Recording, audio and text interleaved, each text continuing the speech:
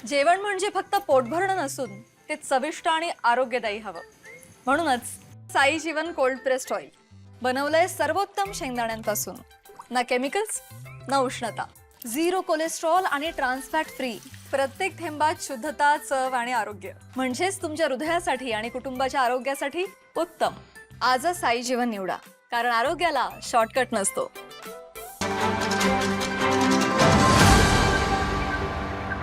या गोकुळमध्ये शेतकरी विमुख कारभार करण्याची आमची भूमिका असणार आहे.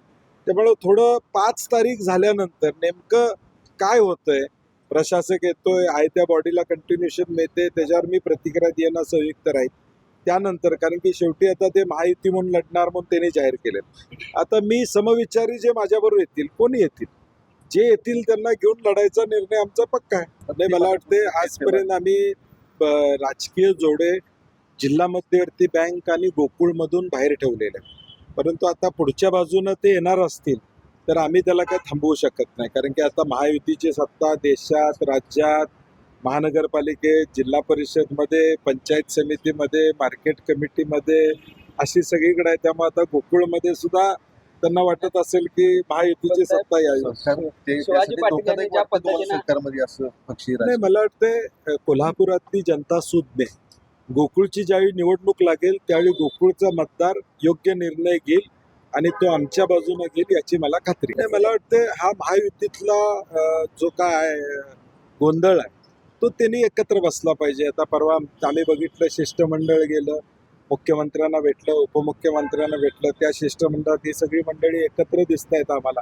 त्यामुळे आता निवडणूक सुरू होते तोपर्यंत त्याच्यावर बोलणं खरं. मुश्रीफ साहेबांनी महायुतीचंच पॅनेल असणार असं एक 12,000 वेळा जाहीर केलेलं आहे गेल्या 6 महिन्यात. त्यामुळे आता माझं काय त्यांचं त्या बाबतीत बोलणं झालेलं नाही. कारण की त्यांनी एवढं ते मुश्रीफ साहेबांनी महायुतीचा एवढा ध्यास घेतलेला आहे की महायुतीचे शिल्पकार असल्यासारखं ते आता अगदी महायुती म्हणून या ठिकाणी सगळं पुढे जात आहे. त्यामुळे आता काय बोलणार, त्यांचं चालू. तुम्ही त्यांना विचारा ना, त्यांना प्रश्न विचारणं गरजेचं आहे. कारण की सुरुवात त्यांनी केलेली आहे की निवडणूक महायुती म्हणून लढणार, आम्ही कुणाला बरोबर घेणार नाही वगैरे वगैरे त्यांनी चालू केलेलं. मी काय चालू केलं सुद्धा तुमच्यापासून ते दूर गेलेले आहेत का? नाही, अजून भेट झाली, विचारतो आता एकदा. भेट आता जिल्हा मध्यवर्ती बँकेत परवा भेटलो. काही जिल्हा मध्यवर्ती बँकेची कामं होती किंवा वेगवेगळे विषय होते. उद्याच्या भविष्यकाळात बँक व्यवस्थित राहिली पाहिजे. कारण की साखर कारखानदारी या राज्यातली अडचणीत आलेली आहे. यावर्षी 50% साखर कारखाने चालू होणार नाही. म्हणून त्यांच्याशी त्या बाबतीत ही चर्चा केली की राज्य शासन म्हणून त्यामध्ये काहीतरी भूमिका घेतली पाहिजे, तरच या वर्षीची कारखानदारी चालू राहील. अंमलवाडी दररोज भेटतात, कधी कधी भेटतात. विनोदानं मी म्हटलं तुम्ही भेटत नाही, ती भेटतात असं म्हणतात. आता क्लिअर कट म्हणजे तुम्ही जर सरकारबरोबर असाल तर सरकारच्या उलटी भूमिका घेऊ शकत नाही. बच्चू कडू प्रहार संघटनेच्या माध्यमातून सरकारला अडचणीत आणत होते आणि मला वाटते कदाचित मुख्यमंत्र्यांनी ती आट गाठली असणार की जर त्यांना आमदारकी द्यायची असेल तर पक्षप्रवेश करू देत, पक्षाच्या शिस्तीत राहू देत. त्यामुळे एक पद्धतीनं लगाम बांधायचं काम भाजपच्या वतीनं बच्चू कडूंना करण्यात आलं. निवडणूक आयोग काय गांभीर्यानं गेलं असं वाटत नाही. निवडणूक आयोग सरकारच्या इशाऱ्यावर चालते, अनेकदा सिद्ध झालं. SIRच्या बाबतीत आपण बघितलं या देशामध्ये काय घडलं, निकालांच्या बाबतीत बघितलं आपण काय घडलं.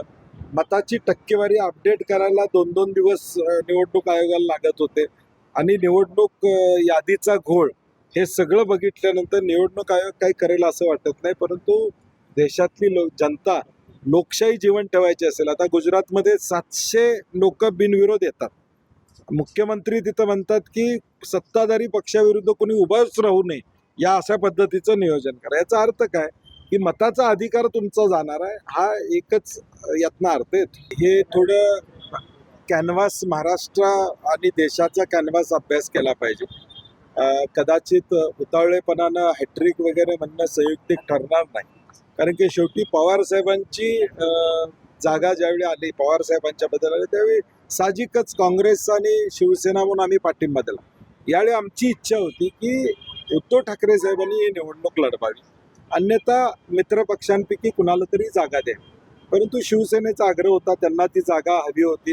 त्यांनी तो निर्णय त्या ठिकाणी घेतला. हरकत नाही. काल आम्ही जवळजवळ 2-3 तास बसलो, शिवसेनेच्या नेत्यांशी बोललो, उद्धवजींशी बोललो आणि त्यामध्ये पुढच्या निवडणुकांची देखील चर्चा त्या ठिकाणी झालेली आहे, ज्याचा उल्लेख प्रदेश अध्यक्षांनी कालच सुतोवच केलेला आहे. त्यामुळे तसं काही अडचण नाही.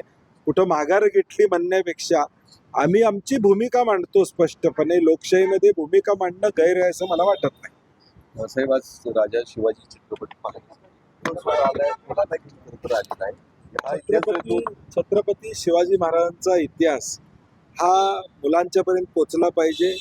ज्या कर्तृत्वान छत्रपती शिवाजी महाराजांनी स्वराज्य स्थापनाची भूमिका या ठिकाणी घेतली, संघर्ष करून या ठिकाणी मावळ्यांच्या जोरावर या ठिकाणी स्वराज्य स्थापन या ठिकाणी करण्याची भूमिका घेतली, तो इतिहास या मुलांच्या पुढे जावा.